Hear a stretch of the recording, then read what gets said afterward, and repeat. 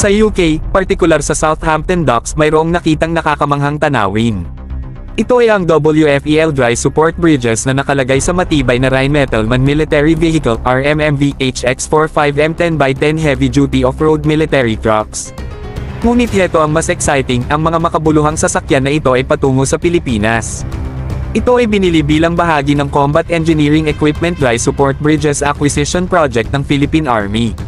Ito ay isa sa mga proyekto ng Horizon 2 phase ng Revised Armed Forces of the Philippines Modernization Program RAFPMP. Ngayon, pag-usapan natin ang kwento sa likod nito. Ang mga kamanghamanghang dry support bridges na ito ay iginawad sa WFEL, isang kilalang kumpanya sa UK, bilang bahagi ng isang government-to-government G2G deal sa pagitan ng Department of National Defense DND ng Pilipinas at Ministry of Defense MOD ng UK. Ito ay patunay ng malakas na pakikipagtulungan at ugnayan sa pagitan ng dalawang bansa. Ano ba ang nagpapahalaga sa mga dry support bridges at military trucks na ito? Let's go, ipapaliwanag ko sa inyo. Ang mga tulay na ito ay dinisenyo upang magbigay ng mahalagang suporta sa logistics sa mga military operations. Mabilis itong may lalagay kaya madali para sa tropa at mga kagamitan na tumawid sa mga hadlang tulad ng mga ilog, bangin, at matarik na teritoryo.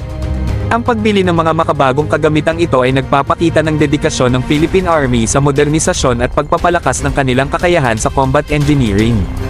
Sa mga dry support bridges at mga matibay na military trucks na ito, walang makakapigil sa kanila sa anumang misyon o operasyon.